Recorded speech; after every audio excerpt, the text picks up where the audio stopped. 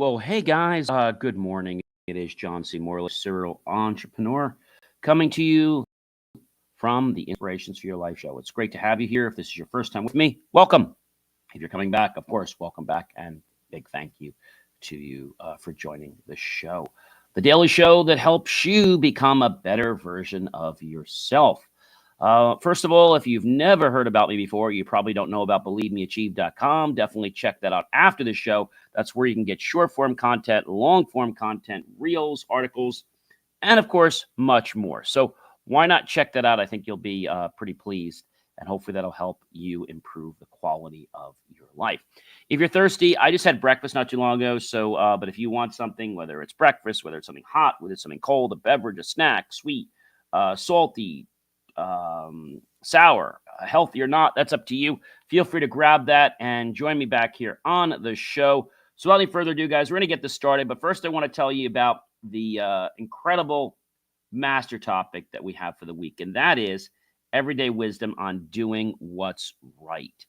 All right, so today's show, we'll get into what the granular is in just a moment. But without any further ado, let's kick this show off, okay?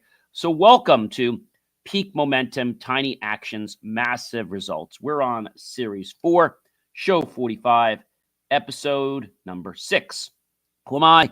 I'm John C. Morley, serial entrepreneur, engineer, of course, marketing specialist, video producer, podcast host, coach, a graduate student, and a passionate lifelong learner.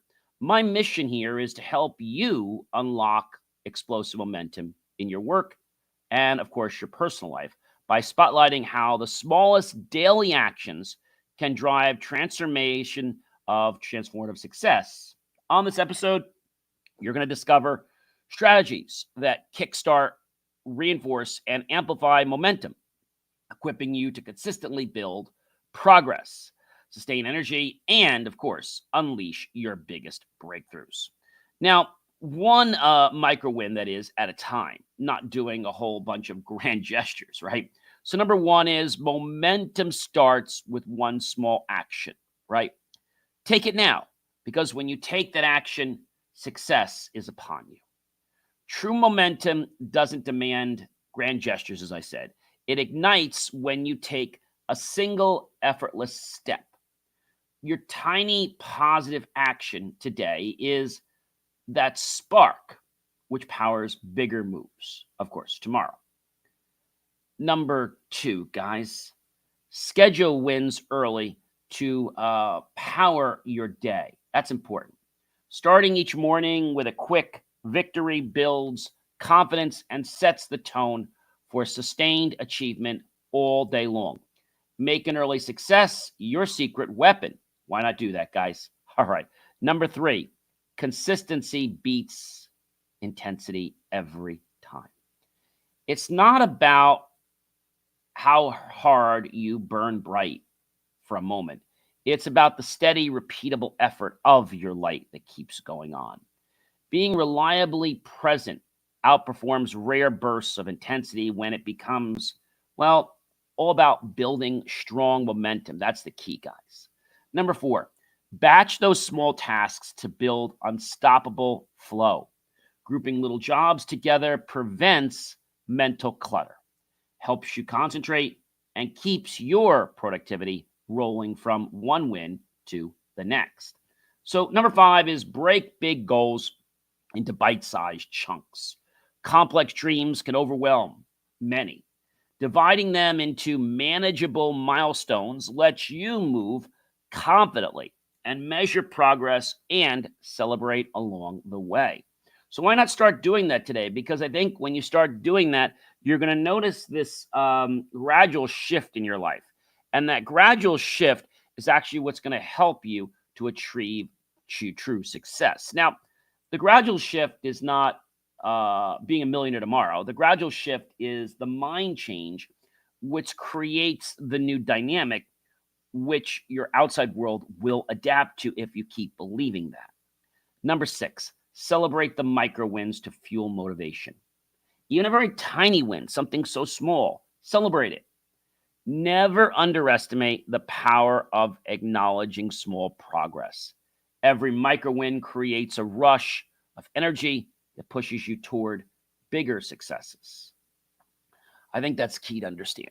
It's the small win that pushes us toward bigger successes. Number 7, build morning routines that trigger momentum. Rituals set your trajectory. Curate a routine that gets you moving into, well, flow and get excited for the day. I think that's an important thing. And this way, you could propel that whole day ahead of you. Number 8, use deadlines to create urgency. A clear time frame transforms wishes into commitments. Deadlines add focused energy that propels tasks toward completion. Number 9, focus on progress, not perfection. Momentum thrives on movement, not flawless execution. Make advancing your aim, no matter how small the priority, each day track habits to visualize momentum growth in your life. Recording and measuring your habits provides instant feedback and makes your achievements tangible, inspiring you to continue. Number 11, don't wait for motivation, act first. Motivation follows, so keep doing it. Action always breeds more inspiration. Often, simply starting is the very thing that summons enthusiasm and creates drive to allow you to keep going. Number 12, guys, use accountability partners to stay on track in your life. Having someone to check in amplifies the accountability. It increases commitment and keeps your momentum honest and, of course, strong. So find an accountability partner today. It might not just be that they're going to be accountable, for what you're doing, but you're going to be accountable to them both ways. So that's a really cool thing when that happens. Number 13, limit decisions to save energy, for momentum moves us. Minimizing trivial choices like what to wear or eat gives you more bandwidth for the impactful decisions that drive momentum in our lives. And I think sometimes we get wrapped up in the moment. I'm not saying don't be in the moment, but sometimes we get so wrapped up in the moment that we're afraid to choose. We're afraid to decide. We're afraid to make that choice, right? I'm sure you guys can relate to that. And, if you choose wrong, the good thing is you can learn from that mistake and then not choose that way in the future, right? Of course, nobody wants to make the wrong choice, but if you do, it's a learning lesson, and that'll be more impactful for you so that you don't do it again. Number 14, guys, reduce distractions ruthlessly. Cut out what doesn't serve your progress immediately. Each distraction removed is a gift to your momentum and focus. Number 15, review your wins weekly to recalibrate looking back. And it lets you assess strategies and to sharpen your future actions for an even stronger flow. I think that's a really cool thing to understand. Number 16, use music or time blocks to boost the flow in your life. Rhythm and structure, supercharge focus. Leverage playlists or work sessions to enter and stay in that ultimate peak state. You know the one when you're listening to a song and you feel like you're on top of the world. We can create that state every single day with the right music tracks. Number 17, keep a momentum journal to inspire daily action. Documenting your journey keeps memory and motivation strong. A daily log offers proof and encouragement when you need it most.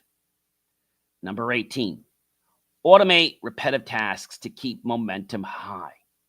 Save energy for creative moves by streamlining routine work, and automation frees up time for progress and, of course, passion. But I think sometimes, people get too much on autopilot. And so it's good to get some tasks done on autopilot, but you shouldn't do your whole life on autopilot, because if you do, it's like, what happened to my day? What happened to my morning? What happened to my day? What happened to my week? You've got to be present a lot of the time. It's okay for some things to be, let's say, autonomous to you, right? Maybe, you get up, you're brushing your teeth, and that's pretty much, a routine thing. But you should take the moments to enjoy things, like enjoy your breakfast, enjoy your foods, enjoy your lunch. Don't just make it a process that you have to eat. I think that's something that a lot of people do. They say, you know what, I got 30 minutes for lunch, so let me just sit down and let me just get this done. Get this done. Like, enjoy your lunch, for crying out loud. Like, enjoy it. Enjoy every bite. Enjoy every sip. Enjoy the ambiance. Maybe you're outside. Maybe you're at a restaurant. Maybe you're home. Enjoy the scenery around you.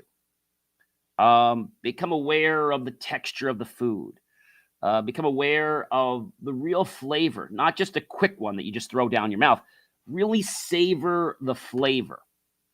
And that's an important thing to understand, guys. Really, really important thing. Number 19, energize your body with movement. And you have to do it on breaks, because if you don't take movement breaks, you're going to find your body just kind of gets tired. Physical activity refreshes both the mind and the spirit, reigniting momentum when energy dips. Maybe something as simple as, doing a song, doing a clap, doing a cheer, getting up, doing a stand, doing exercises. I always say to work in certain units, right? And we call them focus sessions on the computer, where you can set them and then you work for so many minutes. And I think that's an important thing to understand, is that, no one's meant to work solid for a solid hour. It's important to take those breaks, to enjoy, the time, okay? And be mindful of your time. Be mindful of that. Also enjoy your breaks. So when you have a break, enjoy it. Like, know what's part of that break, and just really recharge in that break.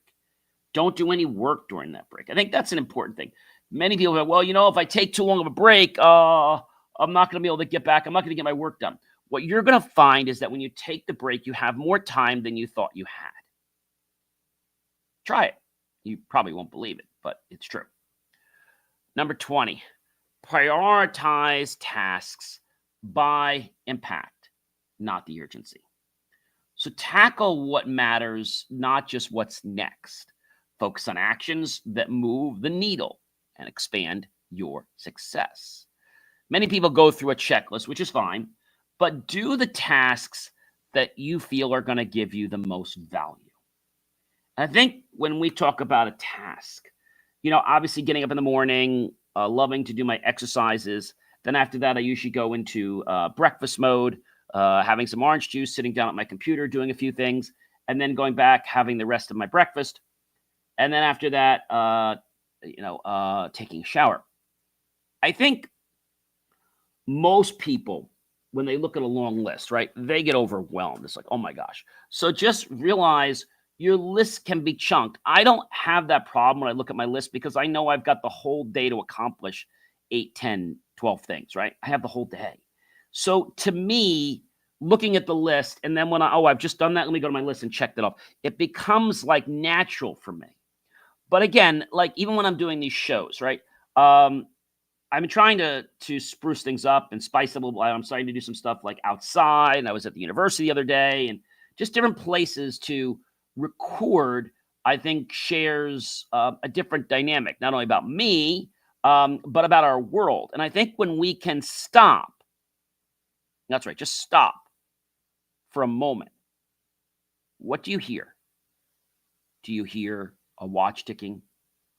Do you hear people talking? Do you hear birds chirping? Do you hear some machine in the background? Is it a fridge? Or, what do you hear? And I think a lot of people, they don't do this because they're such in a rush to get to the next step. So when you go to a restaurant, for example, and let's say you have 30 minutes for lunch, which is terrible. I think everybody should be getting an hour for lunch. And you try to enjoy that lunch in 30 minutes. I know, I think it was Bennigan's used to do something called Crunch Lunch. And I don't know of anybody else that does, I'm trying to think, who does, if I had to think, who does a Crunch lunch? And so there were several items on the menu. I'm trying to remember if anybody does a crunch lunch. You know, uh, nobody that I know around here. Nobody I know does a crunch lunch. So the concept is you get in, you order your food at Bennigan's. It was like you got in there, you saw crunch lunch, you told them if you were doing crunch lunch, yes, I'll take one of these three choices. What would you like as your beverage? Do you want a soup with that? That came out really quickly. Usually the soup and the sandwich or the soup and the salad came out together. And it usually came out within 5 minutes. It was amazing. And then you even had time for dessert. So you were done your meal in 20 minutes. Now, to me, I feel that's a little rushing. I think, when we eat, we need time. So most people ask you this, John, how much time do you need to eat lunch? Comfortably, not rushing. People say 15 to 20 minutes. Okay. I think you need a little bit longer than that because maybe you want to savor more of the flavor. And this is assuming you don't have anybody with you. If you have somebody with you, it's easy to do a 40-minute lunch or an hour lunch, right? I think these are important things. And as we think about the concept of, people being in a rush, I think we need to slow down. Remember the song, slow down, you're moving too fast. You got to make the morning last. Yes. I think, when we can do that, like the other day I went walking in a nearby park by me, and just to be able to observe things like, even the construction sites and observing the other people with their dogs and, how the pavement felt on my shoes and things like that. And even the sound that my shoes were making as I was walking on the pavement. So these are things that when we're in this hustle and bustle, we don't typically slow down enough to enjoy. Number 21, guys, break one habit at a time. Momentum is very specific. Honor it. Change happens fastest when you direct energy into one area of your life, not 5 million. Master a single habit before adding more. Number 22. Use positive self-talk to maintain energy in your life. Encouraging inner dialogue lifts your motivation and keeps your momentum flowing, even on tough days. Number 23, reflect on why your momentum matters. Connect every action with your deeper purpose. When your why is clear, momentum becomes, compelling and irresistible. Number 24, visualize the domino effect of your actions. Imagine for a moment, okay, your day and creating a chain reaction to things, opening doors to bigger achievements and possibilities. Think about you taking the time to be aware of certain things. Things that you might have missed because, I don't know, you were in a rush, you were in a hurry. Number 25, guys, address challenges quickly to avoid momentum loss. React promptly to obstacles. Recovery is faster when you act rather than hesitate. And I think that's something that's important. We all want to react, right? But I've said to you, it's better to be proactive than to be reactive, right? I talked about planning for a fire, unfortunately, and having an escape route. Having 2 escape routes is better than one and can that much more, secure and validate your ability to be alive, right? But doing it at the time of the fire is not the time to do this, guys. It's not the time to do it. You do it ahead of time. Number 26, use social support to cheer success on. Share wins with friends and teammates. Collective celebration builds robust, enduring momentum. Number 27, guys, reinforce momentum with rewards. Incentives keep your drive strong. Reward yourself for meeting milestones, big and small. Number 28, limit multitasking to amplify focus. I can't tell you how many people I talk to, when they do these chats online, and then they're working on 5 million things at one time. How are they ever supposed to help you? Like I even tell people, like, you're multitasking too much because you don't even remember what you're talking to me about. Single tasking clamps down scattered energy, letting you execute with pure intensity and precision. But a lot of these big companies, they don't get it. They're not too bright. They think that if you work with 6, 7, 8, or 9, or 10 people, they're going to maximize production. No, they're actually going to diffuse the level of customer or client service. And although you might be serving more people, the level of service is going to like trip way down. So number 29, morning momentum builds all day success. Crushing objectives early makes the rest of your day smoother, more productive, and more joyful. Why not give that a try, guys? I think you're going to find that to be pretty amazing. All right. Number 30, why not start the day with gratitude before I say 30, actually? Momentum builds confidence in our lives and joy, and simultaneously it does this. As your progress builds up, so does your belief in yourself, delivering both accomplishment and lasting happiness. I think that's an important thing. Let your energy, guys, attract the right people. Your vision shapes your legacy. I'm not sure if you know that. Own it fiercely. And each one of these ideas that I put together today has been constructed in such a way to help you ignite conversation. Of course, I'm hoping you'll be inspired to share it. And definitely underscoring the long-term impact of choosing what's right in everyday moments. I know a lot of people out there want to do what's quick, what's easy. They want to do what's necessary, but they only want to do what's right when someone else is watching. This could be in a hospitality environment. This could be in any other retail environment. This could be in, let's say, an academic environment or a career environment. They want to do what's right while you're standing and watching them. But the minute you go away, a lot of people, they change modes. And that mode says, you know what, no one's watching me now. I can get away with this. I can beat the system. I can make a few extra bucks. But even though you might make a few extra bucks, or you might get ahead of the system, you think you did, you really are just cheating and hurting yourself. I mean, that's the truth of the matter. I mean, if I had to be honest with everyone, I wish everyone would do the right thing even when no one's watching. There was a great movie on TV called Ocean's 11. And without getting all the details, it was about a very high-tech bank robbery on the Bellagio that they staged.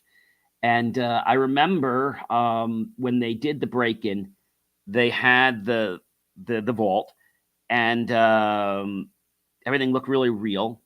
And he's like, that's a video that was staged. He's like, we had our name put on the vault on Monday, the floor. And so that's what made the owner slowly realize that it was not the real thing. It was a stage. It was something they were watching. And so while they were watching this, it was a staged robbery. While they were watching the staged robbery, okay, basically a little bit, that's when the real robbery started happening. And so that's a very important thing to understand. And so there was this person there named Tess who was actually dating one of the other people on the Ocean's 11 team. And then she decided to date, she was dating Danny on the team. And then she decided to date the owner of the Bellagio. And I'm trying to remember now what his name was, the owner, the character. It was the character in Ocean's 11 that owned the casino. I'm trying to remember his name now. When I say it, you'll probably be like, oh, yeah, I remember him. His name was, what was his name? So you had Terry. So it was Terry Benedict. And somebody from the Ocean's 11 team said, Tess, turn on channel such and such. And she turned it on, and they had a camera tuned into that channel. And they said something to Terry Benedict about, what if Tess was like, would you give her up? He said, yeah, I'd give her. And then all of a sudden, Tess started walking down. I was like, what happened? He's like, and she says, Tess says to Terry, Terry, you should know in your hotel, someone is always watching. Because he always would say that. And it was funny that they got him at his own game. They tricked him. But he really didn't have allegiance to Tess. Because, again, no one was watching. But when somebody was watching, it was like it changed the whole thing, right? So you act in a different way because that's what you're about. That's not the truth. Okay? The truth is how you're acting now. You tell people something else, but that's not the truth. I've seen this so many times in my life. People say, oh, yeah, we're going to support you or we're going to do this. And then they placate you and they play games. So my message to you about this is very important. If somebody placates you or plays games with them, it's okay to go back and, get a clarification. But if they keep placating you, I have one word that you should say to them. You know what that is? Goodbye. And I think sometimes we're afraid to say goodbye because we don't think we can find somebody better. But there is somebody better. And I think we owe it to ourselves to be treating ourselves with respect and not holding on to bad energy. I think that's a very, very important thing. Ladies and gentlemen, I invite you to connect with me, John C. Morley, here, serial entrepreneur, by visiting BelieveMeAchieve.com. And knowing that peak momentum is something that can be achieved with those tiny moments in our lives, those tiny actions that create whirlwinds of change, the ones that started with something so small, so simple, so insignificant, have created billion-dollar empires, have created connections with people that seemed impossible. Again, I hope you have a great rest of your day or evening. And remember, guys, don't fret on the little things. Remember something. Those little things can make a change. So be careful about just fiercely just throwing them around. When I say don't fret, I mean don't just elicit them. Remember, be careful of even your small actions because they'll propel you towards your bigger ones. Have a great one, everyone. Be well.